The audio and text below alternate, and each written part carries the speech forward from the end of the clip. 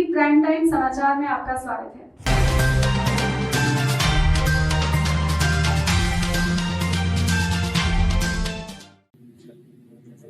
भारत के माननीय प्रधानमंत्री श्री नरेंद्र मोदी जी 130 करोड़ भारतीयों की आशा और उम्मीद की किरण में उभरे हैं।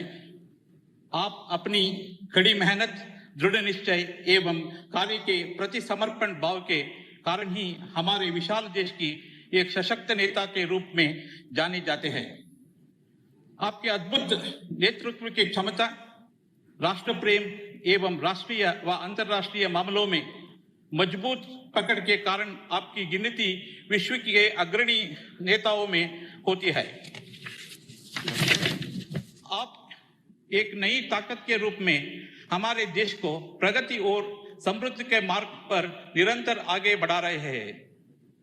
माननीय मोदी जी, आपके अथक प्रयासों ने विश्व के अग्रणी देशों के मध्य हमारे देश का नाम गर्व से ऊंचा किया है।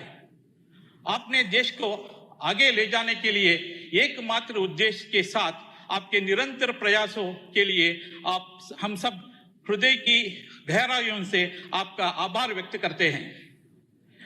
हम सब मैसूर विश्वविद्यालय में बहुत सी भाग्यशाली है जो ऐतिहासिक 100वें दीक्षांत समारोह में आपके प्रेरणादायक उत्साहवर्धक आशीर्वचनों के लिए साक्षी होंगे। मुझे विश्वास है कि आपका उद्बोधन हम सबकी एक नई ऊर्जा का संचार करेगा जो लक्ष्य प्राप्ति में सहायक होगा। अब माननीय प्रधानमंत्री श्री नरेंद्र मोदी से विनम्र निवेदन करता हूं कि मैसूर विश्वविद्यालय के इसी 100वें दीक्षांत समारोह में अपना उद्बोधन देने की कृपा करें। धन्यवाद।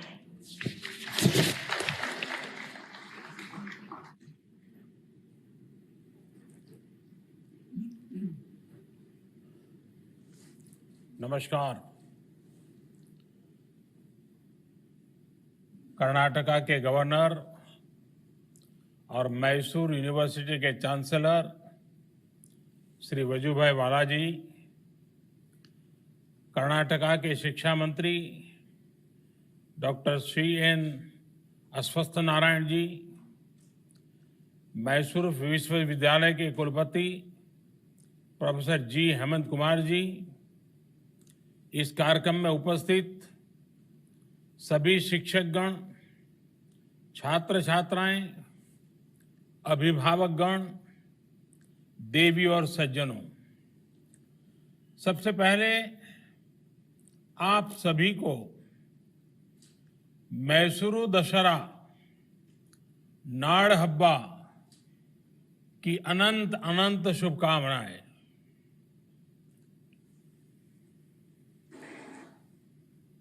कुछ समय पहले मैं तस्वीरें देख रहा था कि इस बार कोरोना के खतरे के कारण भले ही अनेक बंदिशें हो, लेकिन उत्सव की उमंग पहले जितनी ही है। हालांकि इस उमंग में कुछ दिन पहले हुई भारी बारिश ने रुकावट डालने की कोशिश की है। सभी प्रभावित परिवारों के प्रति मेरी संवेदनाएं हैं। केंद्र सरकार और कर्नाटका सरकार मिलकर राहत की हर संभव कोशिश कर रही है। साथियों, आज आपके लिए बहुत ही बड़ा दिन है। वैसे तो मेरा प्रयास रहता है कि ऐसे अवसरों पर अपने यंग फ्रेंड्स के उनसे आमने सामने फेस टू फेस मुलाकात कर सकूं और मैसूर आने वाले मैसूर यूनिवर्सिटी के गौरवशाली विरासत 100वें दीक्षांत समारोह का हिस्सा बनने की तो बात मैं समझता हूं कुछ और ही होती, लेकिन इस बार कोरोना के कारण हम रियली नहीं वर्चुअली जुड़ रहे हैं. ಘಟಿಕೋತ್ಸವದ ಈ ಸ್ಮರಣೀಯ ಸಮಾರಂಭದ ಸಂದರ್ಭದಲ್ಲಿ ನಿಮಗೆಲ್ಲರಿಗೂ ಅಭಿನಂದನೆಗಳು. ಇದು ಪದವಿ ಪ್ರಮಾಣ ಪತ್ರ ಪಡೆಯುತ್ತಿರುವ ಎಲ್ಲರಿಗೂ ಶುಭಾಶಯಗಳು. ಬೋಧಕ ಸಿಬ್ಬಂದಿಗೂ ಶುಭಾಶಯಗಳನ್ನು ಕೋರುತ್ತೇನೆ. साथियों, मैसूर यूनिवर्सिटी प्राचीन भारत की समृद्ध शिक्षा व्यवस्था और भविष्य के भारत के एस्पिरेशंस और कैपेबिलिटीज का एक प्रमुख केंद्र है. इस यूनिवर्सिटी ने राजर्षि नालवाड़ी कृष्णराज वड़यार और एम विश्वेश्वरैया जी के विजन और संकल्पों को साकार किया है. मेरे लिए सुखद संयोग है कि आज से ठीक 102 साल पहले आज के ही दिन राजर्षि नालवाड़ी कृष्णराज वड़यार ने मैसूर यूनिवर्सिटी के पहले कॉन्वोकेशन को संबोधित किया था. तब से लेकर आज तक रत्नगर्भा प्रांगण, इस रत्नगर्भा प्रांगण ने ऐसे अनेक साथियों को ऐसे ही कार्यक्रम में दीक्षा लेते हुए देखा है जिनका राष्ट्र निर्माण में अहम योगदान रहा है. भारत रत्न डॉक्टर सर्वपल्ली राधाकृष्णन जी जैसे अनेक महान व्यक्तित्वों ने इस शिक्षा संस्थान में अनेकों विद्यार्थियों को नई प्रेरणा दी है. ऐसे में आप सभी पर, आपके परिवार के साथ साथ हम सभी का विश्वास भी अधिक है और साथ साथ उम्मीदें भी अधिक है. आज आपकी यूनिवर्सिटी, आपके प्रोफेसर्स, टीचर्स आपको डिग्री के साथ साथ देश और समाज के प्रति आपकी जिम्मेदारी भी सौंप रहे हैं. साथियों, हमारे यहां शिक्षा और दीक्षा युवा जीवन के दो अहम पड़ाव माने जाते हैं. ये हजारों वर्षों से हमारे यहां एक परंपरा रही है. जब हम दीक्षा की बात करते हैं तो ये सिर्फ डिग्री प्राप्त करने का ही अवसर नहीं है. आज का ये दिन जीवन के अगले पड़ाव के लिए नए संकल्प लेने की प्रेरणा देता है. अब आप एक फॉर्मल यूनिवर्सिटी कैंपस से निकलकर रियल लाइफ यूनिवर्सिटी के विराट कैंपस में जा रहे हैं. एक ऐसा कैंपस होगा जहां जो नॉलेज आपने हासिल की है उसकी एप्लीकेबिलिटी काम आएगी. साथियों, महान कन्नड़ लेखक और विचारक गोरूरु रामस्वामी अयंगर जी ने कहा है, शिक्षणवे जीवनद बेलकु, यानी एजुकेशन जीवन के मुश्किल रास्तों में रोशनी दिखाने वाला माध्यम है. आज हमारा देश जब परिवर्तन के एक बड़े दौर से गुजर रहा है तब उनकी ये बात बहुत ज्यादा प्रासंगिक है.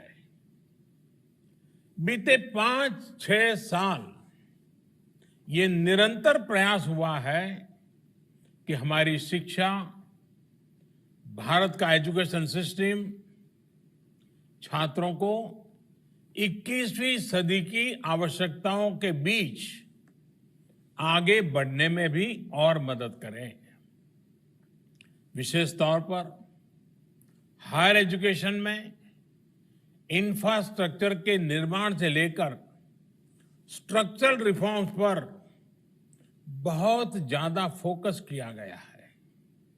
भारत को हायर एजुकेशन का ग्लोबल हब बनाने के लिए हमारे युवाओं को कॉम्पिटिटिव बनाने के लिए क्वालिटेटिव और क्वांटिटेटिव हर स्तर पर कोशिश की जा रही है।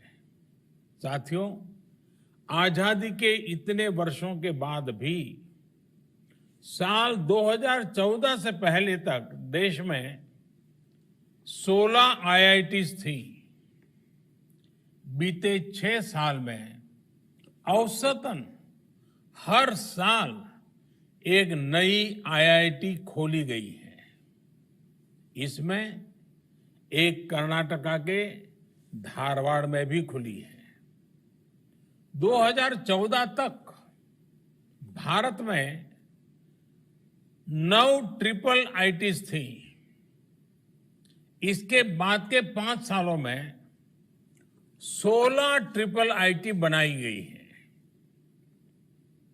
बीते 5-6 साल में 7 नए आईआईएम स्थापित किए गए हैं, जबकि उससे पहले देश में 13 आईआईएम ही थे।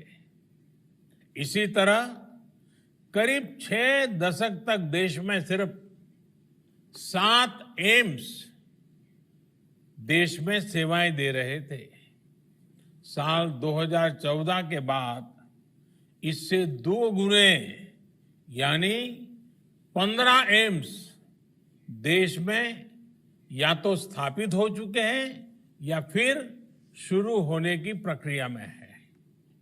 साथियों, बीते 5-6 सालों से हायर एजुकेशन में जो प्रयास हो रहे हैं, ये प्रयास सिर्फ नए इंस्टीट्यूशन खोलने तक ही सीमित नहीं है। इन संस्थाओं में गवर्नेंस में रिफॉर्म से लेकर जेंडर और सोशल पार्टिसिपेशन सुनिश्चित करने के लिए भी काम किया गया है। ऐसे संस्थानों को ज्यादा ऑटोनॉमी दी जा रही है ताकि वो अपनी जरूरत के मुताबिक फैसले ले सकें। पहले आईआईएम एक्ट के उसके तहत देश भर के आईआईएम्स को ज्यादा अधिकार दिए गए। मेडिकल एजुकेशन में भी ट्रांसपेरेंसी की बहुत कमी थी। इसे दूर करने पर भी जोर दिया गया। आज देश में मेडिकल एजुकेशन में पारदर्शिता लाने के लिए नेशनल मेडिकल कमीशन बनाया जा चुका है। होम्योपैथी और दूसरी भारतीय चिकित्सा पद्धतियों की पढ़ाई में रिफॉर्म्स के लिए भी 2 नए कानून बनाए जा रहे हैं। मेडिकल एजुकेशन में हो रहे रिफॉर्म से देश के युवाओं को मेडिकल की पढ़ाई के लिए ज्यादा सीटें मिलनी सुनिश्चित हो रही है। साथियों, राजर्षि नालवाड़ी कृष्णराज वडियार जी, उन्होंने अपने पहले कॉन्वोकेशन संबोधन में कहा था, अच्छा होता मैं अपने सामने एक नहीं 10 लेडी ग्रेजुएट्स देख पाता। मैं अपने सामने आज अनेक बेटियों को देख रहा हूं जिन्हें आज डिग्रियां मिल रही हैं। मुझे बताया गया है कि आज यहां डिग्री लेने वाले विद्यार्थियों में बेटियों की संख्या बेटों से ज्यादा है। ये बदलते हुए भारत की एक और पहचान है। आज शिक्षा के हर स्तर पर देश में बेटियों का ग्रॉस एनरोलमेंट रेशियो बेटों से ज्यादा है। हायर एजुकेशन में भी इनोवेशन और टेक्नोलॉजी से जुड़ी पढ़ाई में भी बेटियों की भागीदारी बढ़ी है। 4 साल पहले देश की आईआईटी में बेटियों का एनरोलमेंट जहां सिर्फ 8% था, वो इस वर्ष बढ़कर 2 गुने से भी ज्यादा यानी 20% तक पहुंच चुका है। साथियों, एजुकेशन सेक्टर में ये जितने भी रिफॉर्म्स हुए हैं, उनको नई नेशनल एजुकेशन पॉलिसी नई दिशा, नई मजबूती देने वाली है। National education policy pre nursery से लेकर पीएचडी तक देश के पूरे एजुकेशन सेटअप में फंडामेंटल चेंजेस लाने वाला एक बहुत बड़ा अभियान है। हमारे देश के सामर्थ्यवान युवाओं को और ज्यादा कॉम्पिटिटिव बनाने के लिए मल्टी डायमेंशनल अप्रोच पर फोकस किया जा रहा है। कोशिश ये है कि हमारे युवा तेजी से बदलते नेचर ऑफ जॉब्स के लिए फ्लेक्सिबल हो, एडॉप्टेबल हो। स्किलिंग, रीस्किलिंग और अपस्किलिंग आज की सबसे बड़ी जरूरत है। नेशनल एजुकेशन पॉलिसी में इसका भी बहुत ध्यान दिया गया है। साथियों, मुझे खुशी है कि मैसूरू यूनिवर्सिटी ने इस पॉलिसी को लागू करने के लिए प्रतिबद्धता दिखाई है, तेजी दिखाई है। मुझे लगता है कि एनईपी के आधार पर आप मल्टी डिसिप्लिन प्रोग्राम शुरू कर रहे हैं। अब जहां तक आपके सपनों और सामर्थ्य का विस्तार हो, उसके मुताबिक आप विषयों का चयन कर सकते हैं। इसमें आप ग्लोबल टेक्नोलॉजी और लोकल कल्चर साथ साथ पढ़ सकते हैं। उस टेक्नोलॉजी का इस्तेमाल आप लोकल चीजों को बढ़ाने में कर सकते हैं। साथियों, हमारे देश में ये जो चौतरफा रिफॉर्म्स हो रहे हैं, उतने पहले कभी नहीं हुए। पहले कुछ फैसले होते भी थे तो वो किसी एक सेक्टर में होते थे और दूसरे सेक्टर छूट जाते थे। बीते 6 सालों में मल्टीपल रिफॉर्म्स हुए हैं, मल्टीपल सेक्टर्स में रिफॉर्म हुए हैं। अगर एनईपी देश के एजुकेशन सेक्टर का फ्यूचर सुनिश्चित कर रही है, तो ये आप जैसे युवा साथियों को भी एम्पावर कर रही है। अगर खेती से जुड़े रिफॉर्म्स किसानों को सशक्त कर रहे हैं, तो लेबर रिफॉर्म्स लेबर और इंडस्ट्री दोनों को ग्रोथ, सिक्योरिटी और थ्रस्ट दे रहे हैं। डायरेक्ट बेनिफिट ट्रांसफर, इससे हमारा जहां हमारे पब्लिक डिस्ट्रीब्यूशन सिस्टम में सुधार आया है, तो वहीं रेरा से हमारे होम बायर्स को सुरक्षा मिली है। देश को टैक्स के जाल से मुक्ति दिलाने के लिए अगर जीएसटी लाया गया, तो टैक्स पेयर को परेशानी से बचाने के लिए फेसलेस असेसमेंट की सुविधा हाल ही में शुरू की गई है। इंसॉल्वेंसी बैंक्रप्सी कोड, इससे जहां पहली बार इंसॉल्वेंसी के लिए एक लीगल फ्रेमवर्क बना, तो एफडीआई रिफॉर्म से हमारे यहां इन्वेस्टमेंट बढ़ रहा है। साथियों, आपने बीते 6-7 महीने में ये देखा होगा कि रिफॉर्म्स की गति और दायरा दोनों बढ़ रहा है। खेती हो, स्पेस हो, डिफेंस हो, एविएशन हो, लेबर हो, ऐसे हर सेक्टर में ग्रोथ के लिए जरूरी बदलाव किए जा रहे हैं। अब सवाल ये है कि आखिर ये किया क्यों जा रहा है? ये आप जैसे करोड़ों युवाओं के लिए ही किया जा रहा है। इस दशक को भारत का दशक बनाने के लिए किया जा रहा है। ये दशक भारत का तभी होगा जब हम आज अपनी फाउंडेशन को मजबूत रखेंगे। युवा भारत के जीवन में ये दशक बहुत बड़ा मौका लेकर आया है। साथियों, देश के बेहतरीन एजुकेशन इंस्टीट्यूट में से एक होने के नाते मैसूर यूनिवर्सिटी को भी हर नई स्थिति के हिसाब से इनोवेट करना होगा। पूर्व कुलपति महान कवि साहित्यकार कुवेम्पू जी ने यूनिवर्सिटी के मेन कैंपस को मान संगोत्री यानी मन का शाश्वत प्रवाह का जो नाम दिया था, उससे आपको निरंतर प्रेरणा प्राप्त करनी है। आपको incubation centres, technology development centres, industry academy linkage और इंटरडिसिप्लिनरी रिसर्च जैसे विषयों पर और ज्यादा फोकस करना होगा। यूनिवर्सिटी से ये भी अपेक्षा है कि वो कंटेम्पररी और ग्लोबल इश्यूज के साथ साथ लोकल कल्चर, लोकल आर्ट और हमारे सोशल इश्यूज से जुड़ी रिसर्च को बढ़ावा देने की अपनी परंपरा का और विस्तार करें।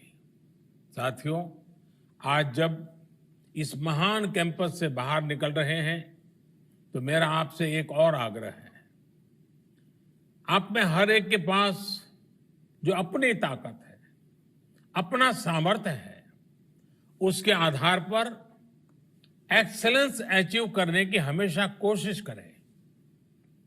आपको एक सीमित दायरे में, एक बॉक्स में ही फिट होने की कोई जरूरत नहीं है। हो सकता है कि जिस बॉक्स में फिट होने की आप कोशिश कर रहे हैं, वो बॉक्स आपके लिए बना ही ना हो। अपने लिए समय निकालिए, इंट्रोस्पेक्ट कीजिए, अपनी ताकत को पहचानिए और जमीन से जुड़ी हर उस चीज का अनुभव लीजिए जो लाइफ आपके सामने रख रही है। इससे आपको अपना आगे का मार्ग चुनने में बहुत मदद मिलेगी। न्यू इंडिया अवसरों की धरती है। कोरोना के इस संकट काल में भी आपने देखा होगा कि कितने ही नए स्टार्टअप्स हमारे नौजवानों ने खोले हैं। ये स्टार्टअप्स कर्नाटका ही नहीं, देश की भी बहुत बड़ी ताकत है। मुझे विश्वास है असीम अवसरों की इस धरती पर आप अपने सामर्थ्य, अपनी प्रतिभा से देश के लिए बहुत कुछ करेंगे। आपका विकास सिर्फ आपका विकास नहीं होगा, देश का विकास होगा। आप आत्मनिर्भर बनेंगे तो देश भी आत्मनिर्भर बनेगा। एक बार फिर सभी साथियों को बेहतर भविष्य के लिए अनेक अनेक शुभकामनाएं देता हूं। बहुत बहुत धन्यवाद।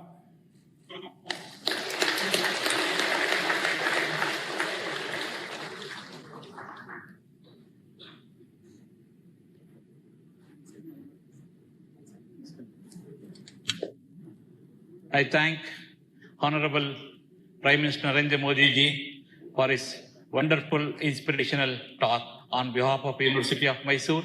Once again, I request your directions to grow the university in the direction what you have told. You will definitely implement the national education policy and also the skill-oriented, cultural-oriented education in the system. Definitely, we are going to implement it, sir. We once again thank you on behalf of University of Mysore, on behalf of Karnataka. Thank you.